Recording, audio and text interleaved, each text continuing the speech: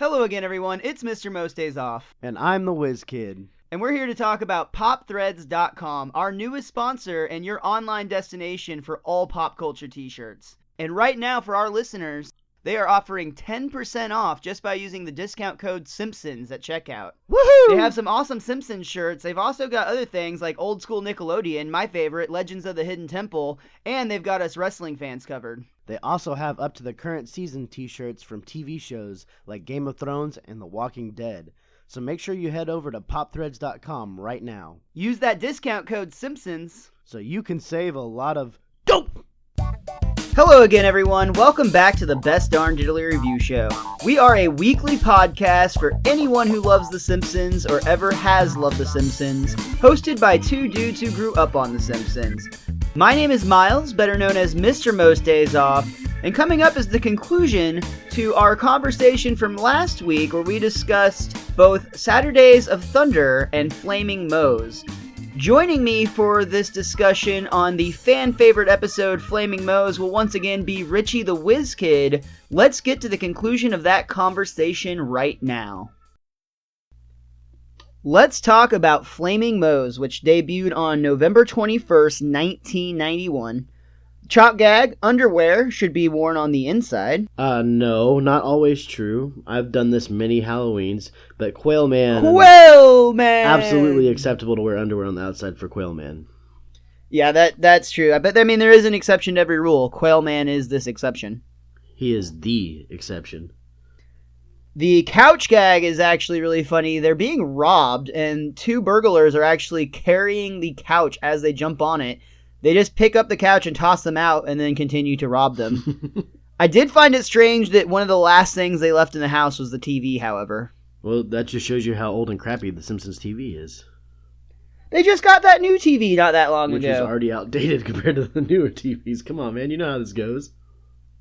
We open up with Kent Brockman on an episode of Eye on Springfield, which the commercial or the intro for this show made me start to think, wow, there are a lot of beautiful women in Springfield. Well, Kent could be going to other places too, and they just put like junk footage in that has nothing to do with Springfield, because that would be the Springfieldian way. Da da da da da da da da da da. I love that Kent Brockman apparently has a back piece tattoo that's like a giant dragon. And, oh my god, when we first get to Homer watching this show, he's like, wow, infotainment. Mm-hmm. Which is actually a really good way of putting that style of show, honestly. Fair enough, okay. They have segments on the show such as, like, oldest meets, the oldest person in Springfield meets the fattest person in Springfield. Love at first sight. Homer's like, he's not that fat. Yeah, which I laughed hysterically at because that made me think of Homer, honestly. Well, especially with that episode where he actually intentionally gains weight to get basically healthcare compensation from work. To get workers' comp and wear moo-moos. Yeah. I just wanted to see Honk If You're Horny in Peace. I love when Frederick Tatum does a little interview and he basically says, Springfield? That place is a dump. If you ever catch me back in Springfield, you should know I messed up pretty bad. Yeah, she's back in Springfield all the time. All the time. Yeah, definitely. And then finally, part 7 of our look into the bikini. Or look at the bikini, rather, not into. That'd be a whole different show. Well, aren't they doing a little segment there? Well, oh no, it's when they cut back to the Ion Springfield later where he's talking about the tire yard and how it's been burning for over 25 years. Which that tire yard comes back into play again in another There's episode. Episodes where they actually have to put it out. Yeah, for the Olympics definitely. to come in and want to be there. But they are willing to go to Brazil, if that tells you something. Ooh. Mm-hmm. Bart comes down through the room and is like, whoa, TNA, as they're doing this expose on the bikini. And Homer's basically, Bart, why aren't you sleeping? And Bart mentions that Lisa's having a slumber party, and it's hard to sleep when you have all these girls, or these hags, I think he calls them, conspiring against you. Homer accuses him of having too big of an ego because they're probably not even talking about him. And they are. And they absolutely are. Before we get into that part, I do think it's funny, and I'm calling out the writers here, unless it was intentional, that Bart's all about the TNA and excited to see the bikini models.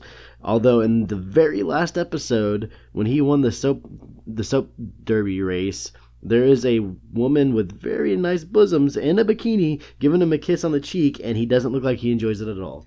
Yeah, he gets kind of the same face that he makes whenever, here in a moment, Lisa's slumber party starts playing Truth or Dare, and one of the girls actually kisses Bart, and he kind of makes like a yuck face. And you're totally right. In the picture sequence, the like picture montage after Bart won the soapbox race, there was a scene where he was somewhat disgusted by a beautiful woman. But I don't know, man. I feel like 10 is right at that cusp where, you know, I as a 10-year-old, I was way into girls and boobs. I'm not sure what I would have done with them if I had gotten to them, but I knew I was damn interested. Yeah, I guess 10 would be 4th grade. Yeah, well, Bart is in the 4th grade, so 10 is 4th, 5th grade, and that is actually about the time where all that starts coming into play. So it's very. I'm okay with it. I just wanted to point out that from literally one episode into the next, that his mindset has changed. But I mean, so are all 10-year-old boys at that time. True. And I mean, maybe there's something to the fact that he's into it on TV, because if you remember a few episodes or several episodes back in season 2, with Lisa versus Homer versus Lisa and the Eighth Commandment, when they steal cable, they have the Top Hat network, and Bart's actually selling basically tickets to come watch porn in his house. So there's definitely, I think they're all about that bass. No treble, baby. But I think they're really smart about playing that line with Bart. Sorry, that just got really, really dirty. I think they're really smart, though, about the way they use that line with Bart, where he can kind of be on both sides. That he's young enough and old enough that he can be into girls when it's important, you know, when it's necessary, but he doesn't have to be if it helps the story. Yeah. But anyways, let's go back upstairs through the Simpsons home, where we do learn under the floorboards in Lisa's room there is lead and asbestos. Lead and asbestos, and as it turns out, Bart was right. They're absolutely talking about how gross Lisa's older brother is. And they are also just doing like girly slumber party things. They dip wax in whatever the form of it takes. That's what your husband will do, I guess. And I'd never heard of anyone doing that, but I actually thought that was pretty cool, and that's pretty fun little girly slumber party stuff that you're gonna do. Like, that's kind of interesting, actually. So you heard it here. If you're a little girl listening to the show and having a slumber party, Richie the WizKid would like to be invited. I want to know what my future husband's job's gonna be. Come on now. I love that Lisa, like the ultimate optimist with other people, never herself. Yeah. But, like, with other people, she's able to spin, like, one of them, it comes out as a broom, and she's like, oh no, my husband's going to be a janitor. And Lisa's like, I don't see a broom. I see an Olympic torch. Maybe your husband will be a muscular athlete, or whatever she says. And then the next one's a dustpan. Oh, yeah, but then immediately after that, it was a dustpan, and not even Lisa could spin that one. They could have said paintbrush.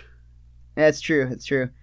This evolves into a riveting game of Truth or Dare, the slumber party classic. One of the girls, who I don't know if they have a name, I don't recall ever seeing this person. Three of the girls you'll never see again. The only one you ever see is Janie. I think it's Janie, isn't it? Janie, whatever. Women all have the same looks, names. Way to get over with the female crowd there, dude. Do we not joke about that on every episode? But this girl in particular gets dared to go kiss Bart, and there's a scene where Bart's in the fridge, he closes the door, he sees like the huddle of girls coming at him, screams in terror as they tackle him, and like we talked about, he kind of makes a disgusted face as this unnamed girl kisses him. Yeah, but to be fair, those are second graders. True. Also, they kind of get Bart even worse because they trick him into saying, I'll tell mom and dad again, after he already says it once, and they jinx him so that he can't talk. Probably my favorite scene in the episode. Homer... They can't talk. Bart cannot talk until they put the rule on him until someone says his name. Yeah, that's just standard jinx rules. That's how it standard works. Jinx rules when I grew up was you had to buy the person a Coke until you got him to stop with the numbers. Oh, no, it was until someone said your name, or I always thought it was you had to buy them a Coke unless you had the arm punch, because, if there's teachers around, you can't just go punching people and shit. The way we did it was you go jinx, and then you go 1, 2, 3, and you had to say it again. And whatever number you stopped at is how many Cokes you had to buy the person. Which for me, I always said the numbers as fast as possible. That is an insanely complex way to play jinx, sir. Wow. I mean, there's Diet Cokes on the line. I'm going to be talking It also fast. sounds like an expensive venture, especially when, Cokes are pushing $2 nowadays. I'm still sure Timmy from the 4th grade owes me like 5,000 Cokes. If you're listening, Timmy, pay up. Damn you, Timmy! So, probably my favorite scene in this entire episode is Bart trying to get Homer to say his name, and Homer calls him lad, he calls him boy, he calls him son, he calls him everything except for Bart, and then finally Bart actually writes it down, like, hey, will you please say my name, or say my name, and Homer's like, why should I say your name? Why do you need me to say your name? And Bart loses it and finally screams out, because they jinxed me! So Homer punches his own son, and is like, sorry boy, you talked while you had a jinx, it's the law. I love this moment even more in about 2 seconds, because again, the writers do this thing where it's these quick little jabs that you don't catch until you've seen the episodes more than once, where the girls all say they want to give Bart a makeover, and Bart screams, and Homer literally says, "Run, Bart boy." He goes, "Run, Bart boy." And the funniest part about this is that literally seconds before that, Homer was saying every iteration of his son's name without actually saying it, with boy and lad and youngin and whatever else, and things that don't make sense to say when you could just say his name. And then again, they keep in line with this where it makes no sense for Homer to say Bart's name, so of course he says it. I love that too. Like, that's so smart, and you don't catch it until you see it again 2 or 3 times, but it's so perfect in that brief little moment. It was a great spot. It's hilarious. It's perfect writing, man. I don't know how else to say it. Like, you can't do it any better than that. Well, and Bart takes the advice. He flees. He really doesn't want that makeover. And those girls really want to give him one, because he actually locks himself in his room and they start taking the door off the hinges, which I was like, holy shit, my parents would have killed me if I had done that when I was a kid. They would have murdered me. Moitered. Moida. You know it's moida. But so Bart wants to evade this makeover so bad that he actually just belly flops out of his window, presumably to the ground, because you hear quite the thump when he hits. Yeah. And immediately the girls turn around and are like, hey, Maggie, come here. Which obviously Maggie didn't mind a makeover, or she would have never let those girls do it. Yeah, she wants to be part of the girls. Or it could be, like in Kick-Ass 2, when Hit Girl decides that she's going to try to be like all the other girls and fit in a little bit. Maggie's got to blend. She's been showing a little bit too much powers. So there's a couple episodes where she starts to just try to blend a little bit. That's all I can think of. You got to keep the kayfabe. Exactly. Right on. So Homer is finally just like, screw this, I'm out. He sees Maggie all made up like crazy, and he's just like, screw this, I'm out of here. And he goes to Moe's. Moe's is kind of a bummer because it's empty, no business, and believe it or not, Moe is actually out of beer. He wasn't able to play his beer tab, and worse, Homer immediately tries to suck the tap, but Barney had already been there, and not only did he suck it dry, he cut up his gums pretty bad doing it. Barney bled his gums on that already, and it's like, oh, that's so disgusting. Yeah, because Homer's just sitting there sucking on them. Oh. I've got to say, I have actually heard stuff from numerous people about bars in the area, and I'm not going to name names because they may be reopening and I don't want to get in trouble, but this is something that has happened to at least one place over in my neck of the woods, where literally I've heard stories where the bar owner pays cash to get the beer, so you get a little cheaper, but when you don't pay, or when you have a tab running where you're not paying on time every week, they just stop giving you the beer. Huh. I mean, which means that person learned it from somebody else, so it's going to be a pretty common practice among bar owners who may or may not be using drugs. Interesting. I wanted to also just quickly point out that the love test machine was introduced here just very, very briefly, but we know that it will make a return down the road for a fantastic episode when Abe Simpson possesses it. I love that bit. And it cost $10,000. And it costs $10,000. Good Lord. That's a $1991. Yeah, that's a lot. Actually, it'd probably be worth more now. That's something where it's like retro and you don't see him anymore. So, or it'd be worth about that now, but not in 1991. Homer is straight up panicking because they're out of beer at the bar, and Moe's like, relax, Homer, I did learn how to make a few other drinks in bartending school. He dusts off his cocktail list, and the first thing he reads is gin and tonic? Did those mix? And this inspires Homer to remember a night long ago when he was stuck once again watching slides of one of Patty and Selma's vacation, which is a reoccurring theme. I have to assume that Matt Groening must have had to do this a lot. Like, he must have had a family member that, like, always brought slides over and must have been subjected to this, because it seems like it's too common of a thing to be going on that it wouldn't have some sort of personal, or somebody connected to the staff has to have some personal memories of this, because they just do it so much. But Homer goes to get a beer from the fridge, and Patty or Selma kind of mischievously, they're like, Homer, if you're looking for a beer, this is the last one, and she takes a big drink. Like, it's just... Patty and Selma are literally the worst, man. Like they are the worst, They dude. are the absolute worst. They just... You know, and it does become comical at points, but it's just like... You really feel for Homer every time you hear Marge say, oh, by the way, my sisters are coming over. And he goes, like, you really feel for him, and you're there with him every time he makes that noise. Oh, yeah. They would be the worst people to be obligated to see. Like, you can totally feel for Homer. And especially, like, connecting with the, like, everyday lazy man that a lot of us have at least a partial side of. Like, even if you aren't really all that lazy, there's a part of you sometimes where you're like, fuck it, I'm just laying on the couch. They are like, they always just give him so much shit for that, and like, even when he's actually doing good, it's never good enough for them. They are the worst. But it makes for some really touching moments, though, in later seasons that we hopefully will get to talk about. Oh, yeah, we'll get there one day, sir. We'll get there one day. So Homer actually has this memory of just mixing together a little bit of every bottle of liquor that they happen to have in the house, and he accidentally grabbed some children's cough syrup, but was basically like, fuck it, let's just throw that in too.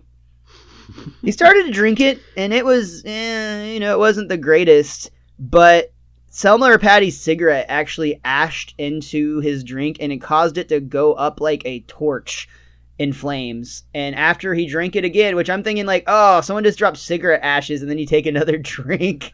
But somehow it made it good. He doesn't understand the science of it, but somehow fire made it good. He poured all the alcohol in there, so like he has to at this point. He has no option if he wants to drink.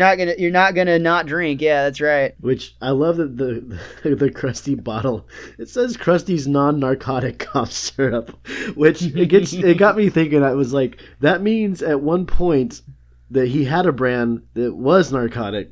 Like it had to have, or else why would they have to market this one as non-narcotic cough syrup? Like, right? You don't just say that just to say it. That's what makes it for kids. Exactly. Yeah. The adult version, it has narcotics in it. Like it's so perfect.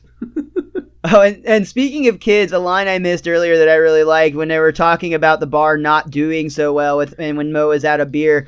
He even pointed out Moe even pointed out that if it weren't for the middle school next door, not even the cigarette machine would be getting any business. It's funny because it's accurate. So yeah, that's the Flaming Homer. It's a little bit of everything mixed with some cough syrup. And after hearing the story, Moe is like, well, make me one, Homer. And he gives it a try. And it's delicious, as promised. Moe even says, this is one of the famous Simpsons lines. And I mean famous, where it's like, it's not one that's repeated all the time, yet it is. And I've said it for years, and they do other iterations of it, where Moe takes a drink of it, and he goes, oh, it's not too bad. And Homer goes, try lighting it on fire. Moe lights that puppy on fire. He takes that sip, and he goes, it's like there's a party in my mouth, and everyone's invited. I have said that my entire life, and I think they've even said it a few more times on the show. They even do throwback with it on Futurama, I believe, if I'm not mistaken, where Fry takes a whiff or drink of something, and he goes, it's like there's a party in my mouth, and everyone's throwing up. I literally just watched that episode like this week. It's funny. But yeah, it's just, I mean, this is in my opinion, a famous Simpsons line. I think that it's been the inspiration, at least, behind several other jokes of the same nature too. It's Simpsons did it for sure. And again, get backtracking just slightly, sorry, but the very first time Homer actually tests this drink, he actually, in his mind, kind of narrates the scene and is like, it had passed the first test. I didn't go blind. He holds his hand up to his face and looks left and right. Which is good. I mean, that's something that actually happens. We laugh, but, stuff being made in bathtubs can make you go blind. But that's more on the bathtub and less on the alcohol. But also on the alcohol. Well, immediately this drink is a hit at Moe's. Everyone who tries it loves it. And somebody's finally like, hey, what's this thing called? And Homer starts to reply, and Moe straight up jumps in front of him and is like, it's a Flaming Moe. My name is Moe. It's named after me. See, my name is Moe. So that's why it's a Flaming Moe. And you can tell he's really jittery and nervous, but he's basically just completely douching over Homer right here. And now we have the beef of the episode. Yeah, this is where all of the tension will come from in this story. Moe's is taking off, though. This drink is presumably bringing in the business. Actually, there's a funny moment where Homer actually is like, wow, Moe, you've gotten really busy. You think my drink has anything to do with this? And Moe is like, well, it could. There's no way to really tell. It could be a combination of things. And then literally somebody takes a drink out of the Flaming Moe and is like, man, I hate this place, but I sure love this drink. Which I wanna throw this out there, and I could be grasping at straws here. Would they be able to name this episode and name this drink the Flaming Moe in today's society? I think so, because I feel like you're like worried that it would offend the LGBT community, but I feel like flaming's still primarily defined as like something being on fire. So I think it would be fine. I think the LGBT community would jump all over this, and it would give Moe a lot more business. I think so too. Actually, there's actually an episode in later seasons where Moe makes his bar homosexual themed. Yes, I was actually talking. I completely forgot about that. I actually discussed that episode with our buddy Corey. Shout out to Corey with a K down there, Corey Redhawk, and yeah, he was actually kind of merging this episode in that one, but it. Same concept. You're right. Moe is absolutely willing, to do what it takes to get the money. And I think that the combination of the Flaming Moe could be a hit in that community. I don't know. We'd have to ask. He should have brought it back. Although maybe he didn't, and maybe they toyed with the idea, and because of today's society, they couldn't. I really don't see how. I mean, I guess if you mean by in today's society, you mean Trump's America.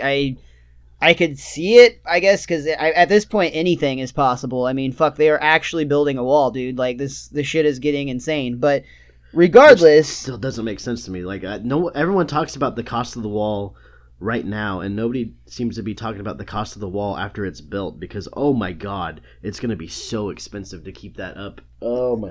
It's total insanity. The long-term cost, especially when it ends up getting torn down eventually, is going to be so ridiculous. Oh...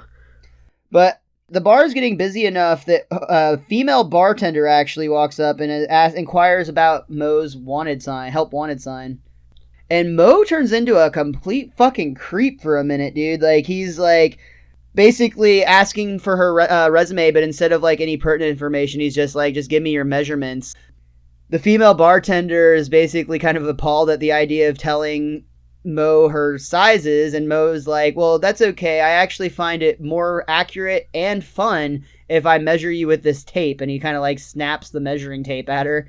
Turns into, like I said, just a complete and total creep. See, I don't... It is, but it's all... I mean, you know what they're doing here. They're doing a Cheers thing.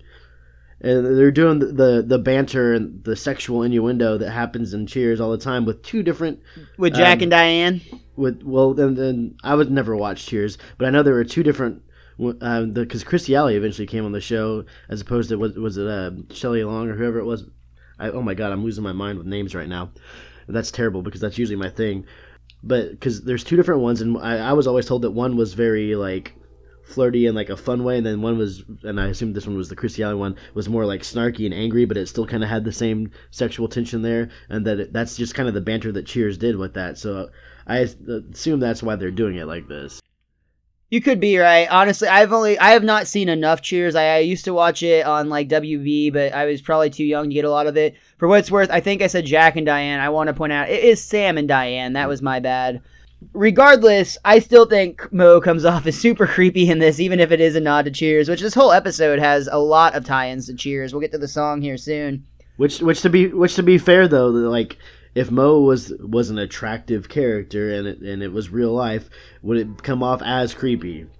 Yes, I do think. I think that regardless of what that character looks like, coming at a woman with a measuring tape, mentioning how for a job application, it would be both more accurate and fun for him to get measurements himself is going to come across creepy, brother. Like, no, I don't think there's any way to spin that not creepy. I'm not saying it's not. I'm saying, but that's literally like how TV shows over the years have worked, or how, again, bringing up society, how, is it okay if someone's good looking? Does it make it okay? I think you're confusing TV with your Pornhub subscription, but it's fine. I would never pay for porn. I want to point out real quick, though, about the female bartender, that was actually voiced originally by Catherine O'Hara. She actually did the voice for this bartender. If you don't know who that is, you'll probably recognize her as the eccentric mother from Beetlejuice, or if you're our age, you're going to know her as Macaulay Culkin's mom in the movie Home Alone and Home Alone 2. Kevin! Exactly. She did the voice for this character, and unfortunately, when they got it back from recording, the animation just did not line up well with her voice. They had to get one of the regular cast members to make up her lines last minute. Wow, that sucks. 15 minutes gone on The Simpsons, I mean. I was thinking, I think she comes back at some point, but I could be wrong. So business is really picking up. They hire this new bartender. The place is packed every night. Once again, there's an opportunity for Moe to take credit where it wasn't due when a man comes up and offers to buy the recipe. Moe kind of jumps in front of Homer saying like, yeah, I'm the one that invented it, as Homer was trying to respond. And he just won't sell. He says, no, I'm not interested in giving you the recipe. Meanwhile, this guy is actually kind of sneaking some of the drink out into his briefcase through some like complicated tube system so that they can presumably try to reverse engineer it and figure out what's in the drink. This is going to obviously, as everyone knows, get to Homer. His friend's selling him out, pushing him under the bus. Really badly. Like, I mean, this is totally fucked up in every way on Moe's part, really. I mean, you even get the point where the guy tries to buy the drink for the first or second time, and you even get the line where Moe says, "Do you know how much of my blood and sweat went into this drink?" And everybody spits out their drink. Moe just goes, figure of speech. Not literally. And then right after they turn away the sales guy, Barney is like, "Good for you, Moe. Only an idiot would give away $1 million idea like this." And of course, that really just digs that dagger into Homer. Drunken honesty, always such a good thing, except for when it never is. Kind of playing on the events of the last episode, there's somewhat of a sweet moment when Bart is at school doing a presentation of his favorite inventor, and he chooses his dad. And Nelson, though, calls him out whenever he introduces the Flaming Homer. Nelson calls him out as like, that's not your dad's drink. That was invented by the bartender, Moe. It's called a Flaming Moe. I love Krabappel's response when she confiscates the liquor that Bart had brought to demonstrate. First of all, Bart's like, what? I brought enough for everyone. Are those liquor bottles? And Bart says, what? I brought enough for everybody. She confiscates him. Actually, she has Bart himself carry him to the teacher's lounge, and she's like, "You can have whatever's left at the end of the day." Great line. And then that's plays into I believe the next scene, because I had these notes and I had to write them down super fast because there's so many good lines in this episode. Like I felt like there's always a lot of good lines, but this episode is I've usually tried to leave a few lines out, because it's just, I want to leave some for you and whatnot, and that way we have a little bit back and forth. But on this one, I just felt like I had to keep writing stuff down that people were saying, which doesn't happen as much as it was this time. I mean, you get the scene in the next scene where they're all sitting at the table eating dinner at the Simpsons home, and Homer's not even eating, and he's looking at Marge, and he's like, "Marge, I'm too upset to eat. I'm going to Moe's." Go! He can't go to his usual place to unwind.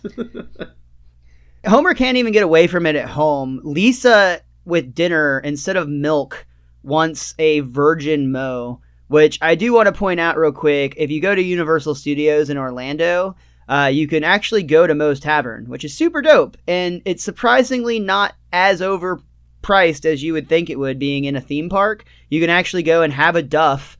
If you go at certain times of the year, I was there in October and I was actually able to get a Dufftober, which was just like a specialty brew, and they do various things. It'd be neat if they had like Doof, or if they had what's the Japanese one we saw in season 1? Doofy-yama. Yeah, I couldn't remember. That's too far back, man. There's too many Simpsons episodes. It'd be neat if, I'd like to think that they do that too. I don't know. I was there in October. It was Dooftoberfest. But regardless, I say all that to say that you can also get a Flaming Moe while you're at Moe's Tavern and Universal. However, Flaming Moes are exclusively non-alcoholic. I was actually really bummed because I asked if I could get one with alcohol, and they just weren't able to do that there. I guess they have the beer license, but maybe not the liquor license. I'm not really sure. Or, just setting fire to alcohol probably isn't something they want to promote. Yeah, maybe they felt like it would just be a danger. Who knows? Marge can see that Homer is visibly upset about this whole situation, and she actually encourages Homer to go and talk to Moe because she knows that they're friends, and communication can help with these things. Unfortunately, Homer actually gets to the bar and isn't even allowed in because he's not on the list. Bad Moe. It's actually super fucked up if you think about it, especially when we get inside and we see who's in there. I mean, there are some like big names, like for instance, the entire band Aerosmith is in this episode, and they actually are the real band members playing themselves, which is kind of cool. They all provide their own voice. There's also, you may have noticed, there's a bearded guy with sunglasses sitting at the table with him. I just wanted to point out that is actually real-life music executive John David Kolodner. So, just kind of a fun little fact for you. Nice. Moe gets up and tries to convince Aerosmith to actually play. And they at first are like, nah, I don't want to do that. But then Moe throws in some free pickled eggs and they're all over it. Which, if you've seen Moe's pickled eggs before, you know that's really, really bad. On top of the fact that they're pickled eggs. Hello, St. Louis, we get from Steven Tyler. And they nudge him and are like, hey, man, we're in Springfield. Are you ready to rock? Homer has to sneak in through the bathroom window because he can't even get through security at his hometown favorite pub that he's been going to for years. While he's trying to make his way to the bar, Mrs. Krabappel, who has clearly had a few Flaming Moes, she asked Homer if he wants to ignite her Moe for her, and clearly starts hitting on her. He even is like, aren't you one of my... She starts hitting on him. You said hitting on her. She starts hitting on him. She starts hitting on him, and he's even like, aren't you one of my kids' teachers? Which he should know. I've been calling her Crandall. Krabappel's like, oh, single parent, eh? And Homer's like, no, but Krabappel is saying like, oh, well, we could pretend you are. Oh, she's so awful. But they do a good job, especially with all the stuff in season 1 where they make it where Homer is not interested at all. True. I kind of feel like Mrs. Krabappel might be the Leanne Cartman of Springfield. So the Denver Broncos are... the Springfield Atoms have all been up in there splitting atoms. There you go. But Homer confronts Moe and is getting kind of angry about the fact that Moe is like cut him off, and there's a really great line where Homer's like, if there was any justice in this world, my face would be on a bunch of crappy merchandise. And he points over to a case full of crappy merchandise that all looks like stuff that you can get with a Simpsons face on it. I love those moments when they poke fun at themselves. Yeah, absolutely. It's breaking the fourth wall, joke within a joke.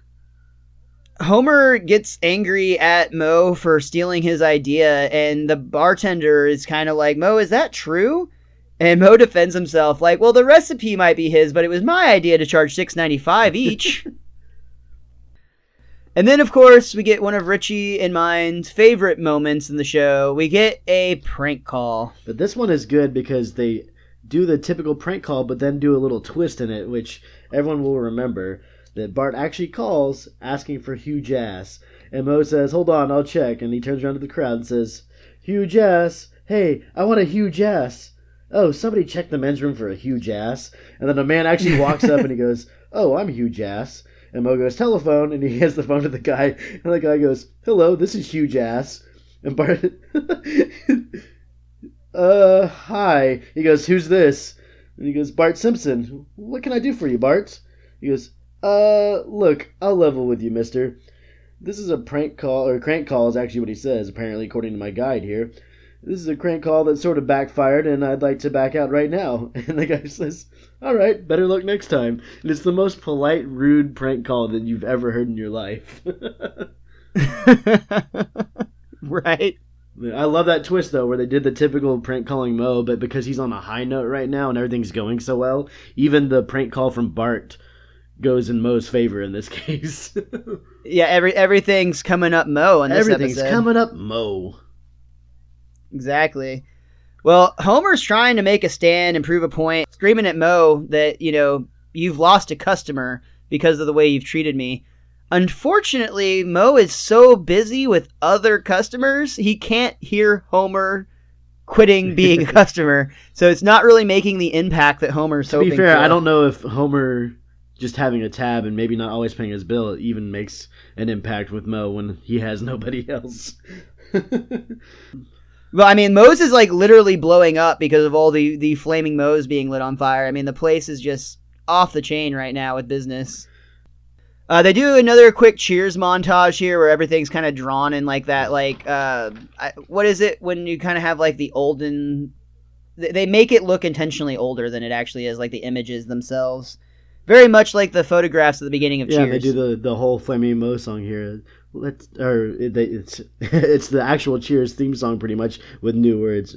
When the weight of the world has got you down and you wanna end your life. Bills to pay, a dead-end job, and problems with your wife. Well, don't throw in the towel, 'cause there's a place right down the block where you can drink your misery away. At Flame, let's all go to Flaming Moe's. Let's all go to Flaming, where liquor in a mug can warm you like a hug. Happiness is just a Flaming Moe's away. Happiness is just. And then Barney walks in and everyone's like, Barney! And that was all from memory, son. Nice. You had that CD when you were a kid. Songs in the Key of Springfield. I think I ended up throwing that out of my car one day. No, that was the Mortal Kombat CD. It's the soundtrack from the first movie. I did have to get rid of the Simpsons CD eventually because I had a really old boombox, one of those giant ones that you see in all the 80s and early 90s movies, and it literally played so much that it started getting all these scratches and skipping all over the place. But most of the time when you hear me singing a song, it's more than likely because I know it by heart. Nice. The Krusty one last week was different. That one I had to look up once, but I knew the opening lines. We've had lots and lots and lots and lots and lots of fun. That one I know by heart, but the other lines I had to look up.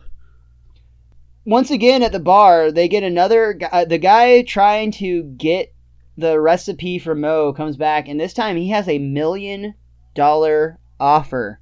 $1 million for the recipe for this, and he even lets them know that we've got people working on this. We will figure it out eventually. Right now, we are only missing one ingredient.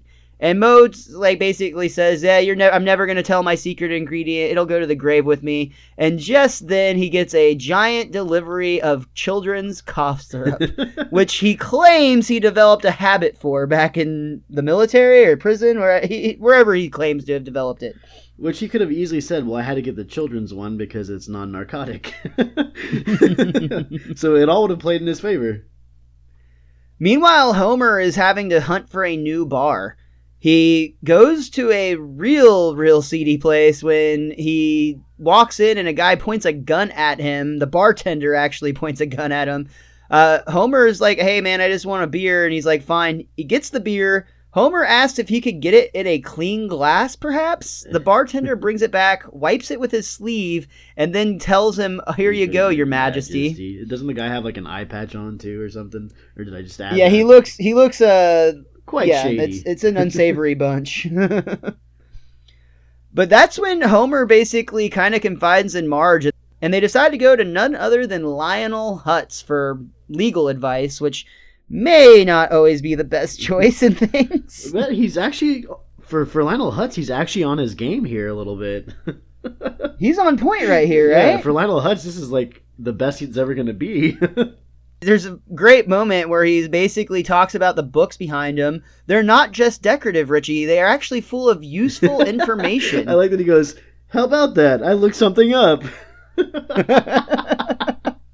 Oh my god, I love you, Phil Hartman. But the bottom line is you can't copyright a drink according to Lionel Hutz, and there's nothing really Homer can do to get credit for the drink that Moe stole. Marge tries to console him and leads to one of the greatest Simpsons moments when Marge says, maybe you can just take comfort in the fact that you're making so many people happy. And Homer goes, oh, I'm making people happy. I'm the magical man from Happy Land. I live in a gumdrop house on Lollipop Lane. And then he comes in a moment later and is like, and by the way, if you didn't know, I was being sarcastic. And I actually even like he slams the door and Marge even goes, well, duh. And that's what and I love that they added that in, because if they don't add in the sarcasm from Marge, which again is great writing, where Homer says I'm being sarcastic, and Marge literally uses sarcasm immediately after that. But if they don't have that extra line, not only isn't not as funny, but it looks like Homer is a complete ass he looks like an ass, but they give Homer an out for being such an ass with Marge being sarcastic afterwards. I'm basically it looked like he was yelling at his wife, and because she has that little response, it takes a little bit of the heat off that, I think. It takes the edge away, I agree. But it goes from being kind of pushy to just really funny. Exactly. So go Marge. Saves the day for Homer yet again. There is a brief scene where Moe and that female bartender wake up from apparently a very happy hour, as Moe puts it. And the female bartender basically says to Moe, I was thinking about Homer Simpson. And Moe's like, that's all right. I was thinking about someone else too. What she meant, though, was that she feels really bad for him and thinks it's really wrong that Moe screwed him out of the money, of the drink, of the fame, and suggests that he takes the money for the drink and splits it with Homer. And Moe has a great line where he's like, oh, great, I sleep with a broad one time and it cost me $500,000. Touche, salesman. Moe agrees to this. He's going to go through with it, but back at the Simpsons home, things are not going well. Homer is kind of cracking a bit. He's not getting his beer at the bar like he usually does. He doesn't have anywhere to unwind. He's going a bit crazy. Basically, the conversation at the dinner table starts to morph in his mind, where everybody is just saying Mo, Mo, Mo, Mo, Mo, Mo, Mo, Mo, Mo, Mo over and over again. He goes for a walk. Hey, even Maggie said Mo right there, which he was only picturing people that are actually talking as saying Mo. So if he imagined Maggie saying Mo right there, maybe she actually said a word and it was just covered by his mind for her saying Mo, and we have no idea what that word was. Maybe it's lost to the chronicles of Homer's delusions. But yeah, so he goes for a walk, and not only does he keep hearing Mo, then everybody on the street that he encounters starts to actually have Mo's face, until we just see nothing but Mo's everywhere. And Homer is straight up losing it. Back at Moe's bar, Aerosmith is playing and everything is popping, but they're missing their drummer, and it turns out Mrs. Krabappel actually has his drumsticks held hostage in the Aerosmith's van, or their travel bus or whatever, and she's trying to get him to sleep with her. Hey, she's like you at that party you were talking about earlier. Oh, yeah, true. I can't argue with that. I hope you blushed just slightly for a second. Well, Moe is actually signing this contract, giving up this drink's recipe for $1 million, despite all of this glory.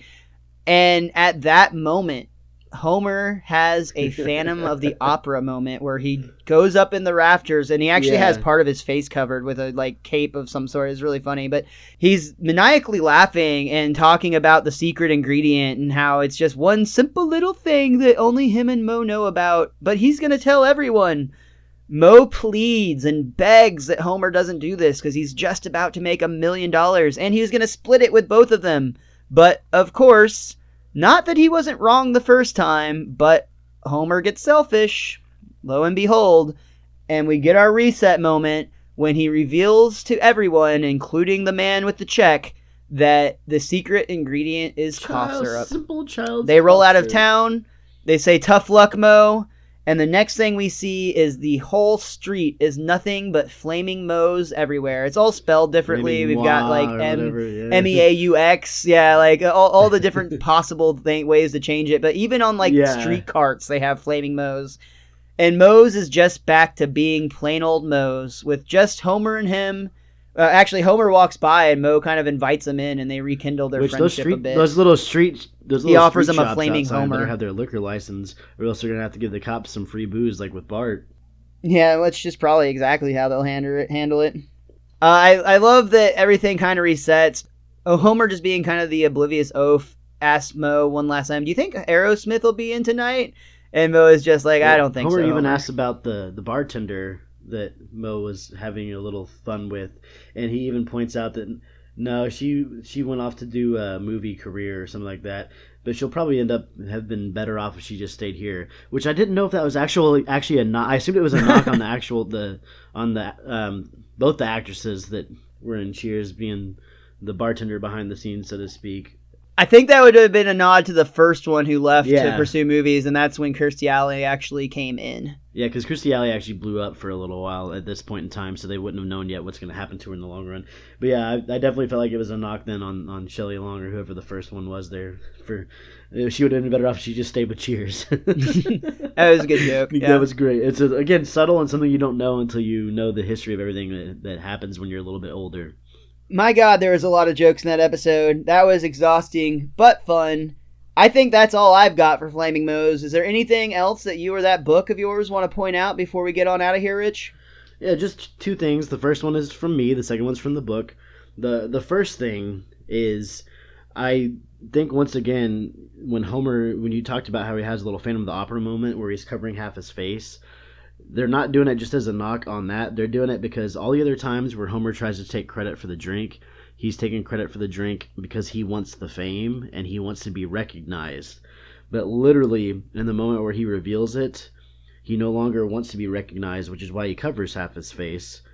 He just decides that if I'm not going to get credit for it, nobody will. So it's kind of like that no-name, mysterious person, Phantom of the Opera style, ruining everything for Moe and him. So I thought that was kind of a little cool writing again and animation thing right there, where I mean it's not just like they're doing things just to be funny, they're doing things the smart way, and I really appreciate that. Like going back and looking at this stuff, when I really get to look at it and analyze it in the weird way that I always analyze it, as you all know, I think that's awesome, and I really enjoy doing that.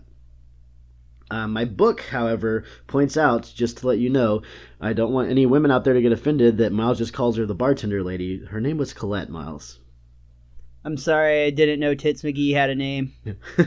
Oh, you know what we didn't even bring up at all is the fact that Moe doesn't understand ever throughout the entire episode that Tipsy McStaggart He's not a real person. He's not a real person. The guy that keeps coming in trying to buy Moe's recipe works for the company Tipsy McStaggart, and Moe keeps going like, "Oh, is he here?" And he's like, "He's not an actual person.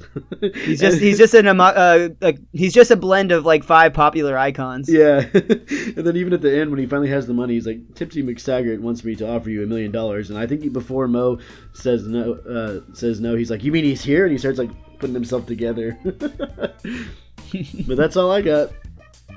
Right on. Well, I think that's going to do it for this week's Best Darn Diddly Review Show. Richie, is there anything you want to plug? As always, you can follow me on Twitter. I'm at thewiz_kid23. Also, while you're on Twitter, go ahead and follow our show page, which is at Best Darn Diddly. Go ahead and use at Best Darn Diddly to follow us on Instagram as well. And you can find me on Twitter at MrMostDaysOff. Also, shout out to at The Fans Podcast. He runs thefanspodcast.com. That is Steve, great guy. And if you're a wrestling fan, he has tons of coverage to help you out. They've got Raw reviews, SmackDown reviews, NXT reviews, old pay-per-view reviews, new pay-per-view reviews. They've got it all. They've got us, obviously, and then even some Disney stuff they're doing now. And I know that he's always adding new podcasts to the channel. So shout out to Steve the Fan at The Fans Podcast. Other than that, we will be back next week for episodes Burns Verkaufender Kraftwerk, when Germans take over the nuclear power plant, And I married Marge when we get another flashback episode talking about Bart's birth. Yeah. Let's all go to Flaming Moe's. I mean, Flaming Hummers. We'll see you next week.